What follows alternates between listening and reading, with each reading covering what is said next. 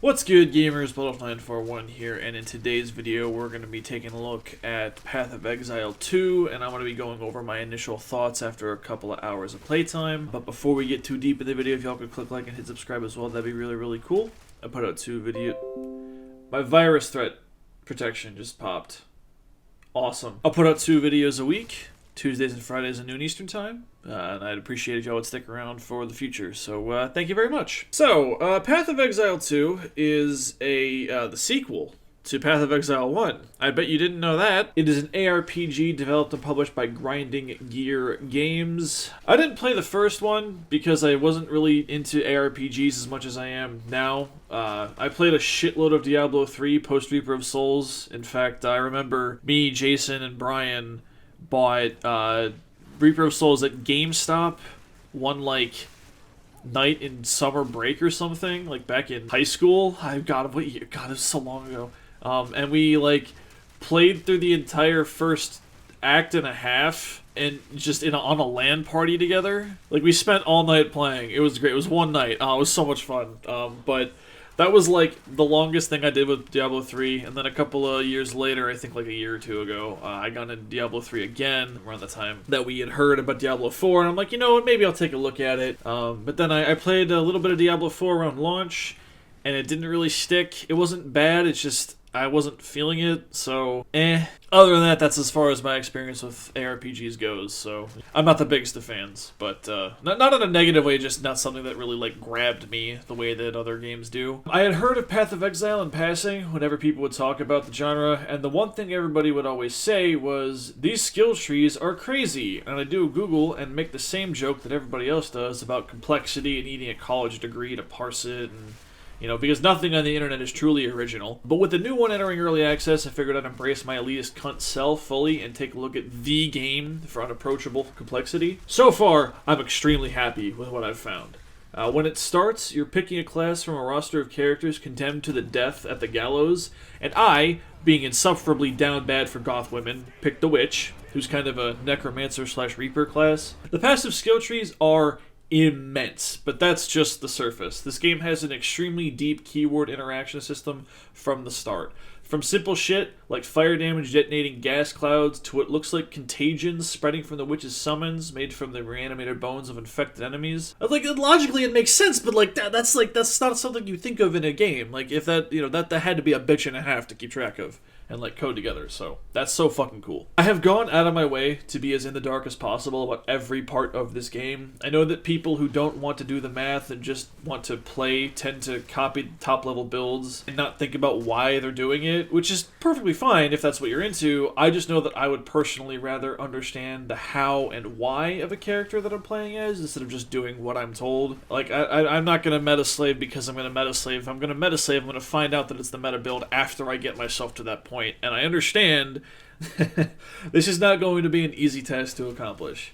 The absolutely insane amount of knowledge required to create a perfectly tuned endgame build yourself seems staggering, but I am extremely excited to give it a try. And I know that ARPGs don't fuck around with difficulty either, so the investment and improvement is not just a great idea for understanding the game, it's going to become a requirement as time goes on and the game starts slapping me back. In fact, it already did it. But we'll get to that in a little bit. As most of you know, Destiny is my game, and the relationship it has with difficulty and challenge might as well not exist. You do very little work, and you're endgame ready, essentially being handed the best items in the game with abilities that trivialize almost all of the content. Having a game that allows you to fail and wants you to learn from your mistakes again makes me so happy, dude. Getting thrown in the deep end is great, and look, I find that the best gameplay moments come with choices, or from choices, or the choices are involved. And everything about PoE 2 screams, make a decision, fuckwad at me. Literally, you are choosing all of these different skills to pick from based on like your skill gem drops that you pick up, and like choosing how to modify them with like chaining, but you lower your damage, or wither, or you increase its physical damage but remove all of its elemental damage. Like, you have so many different choices to make, and I think gaming is best when there are choices to make, even if that's the wrong one. At the time of recording, I've just finished Act 1 on my first character, and the Count Geonor, this dude, this wolf thing on screen, kicked my ass But it was my fault because I built myself for mobbing and not bossing, and the wolves he summons, there's a very short period of time to where you can like convert the corpse into something, and I'm dumb and bad, so I didn't take advantage of that as much as I would like to, so he overwhelmed me, and I died a bunch. But those are the consequences for the choices that I had made, and I love consequences, positive and negative. Just fucking love that shit. The rest of the boss and mini-boss encounters I've come across have been really cool. There were like 2 or 3 generic ones, like the witch early on in the cabin that was like eh, but like the bramble thing, bramble beast, I don't remember what it's called, and I don't know if I'm gonna go back and fight it for footage, but the big one that ends up being like a normal enemy later on is really cool, and the crowbell or whatever it was is sick. Getting locked in a small room with it for phase 2 is much more fun than it sounds, I promise. All the different varieties of things to kill rocks too, like fucking bone spriggans in this like cult area. What? Who the fuck came up with that? That shit's so awesome. Fuck yeah, dude. Like, and then briars and thorns and shit being the aesthetic theme of the hunting grounds is something you don't see very often either. I'm a big fan of whatever the hell this aesthetic is. I think it's dark gothic, but like dark gothic with a twist. I don't know. It's cool as fuck. Whatever it is, I am a big fan. I usually play one character class in most RPGs, just because I get attached to a kit or character identity and run with it. But I'm seriously considering starting again on Monk or Mercenary right now just to see what it's like. But that being said, I've been told that your class doesn't really dictate your playstyle. It more affects your passive skill tree and your ascendancy bonuses. I don't know what the latter means, and I don't want to learn early, so fuck it, but from what I've been told, if you wanted to play a warrior, which is like the tank as they describe it early on, but you wanted to use a bow and shoot fireballs on every crit with the bow, you can.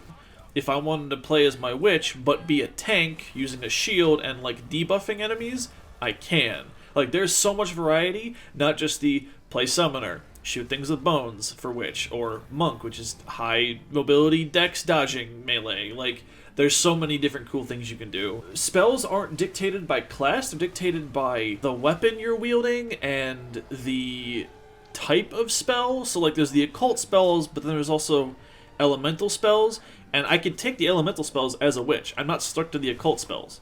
So like, that's fucking cool. That's awesome. And like the elemental spells, I think like the default for sorceress. So like,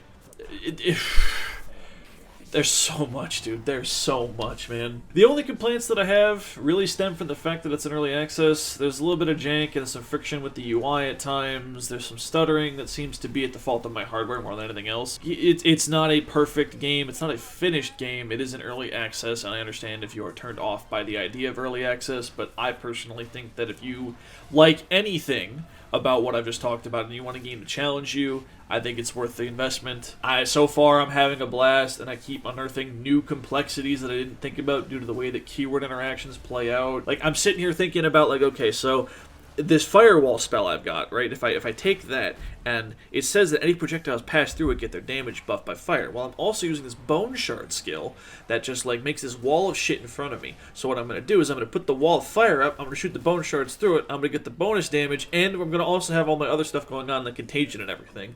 And it feels like it might be overkill. But when the game gets to that difficulty point where it just fucking breaks it, and it just goes off the fucking rails, I'm going to need it probably, right? So then I'm thinking, okay, so I can do that, and then like, dude, oh my god, I'm thinking about it. I've got fucking brainworms. It's in my fucking head, dude. Oh, it's so... It is in my head, and I can't get it out. I can't wait for more, man. I'm gonna go play more right now. Like, I'm recording this, and I want to go play more so I can not only get better capture, but because I just want to play more.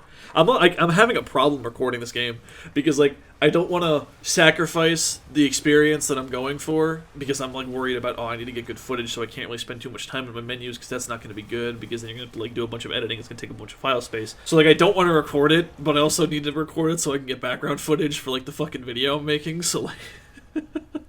Editing Blood Elf here. Yeah, dude, I just want to go play right now. I can't, because I gotta fucking render all this out and line everything up, but I just want to go play the game. God damn it. Good fucking game. I am very happy. Can't wait for more. It's getting patched a lot, too, so. There have been some game-breaking bugs, allegedly, but I haven't experienced them yet, so I can't speak to them, but...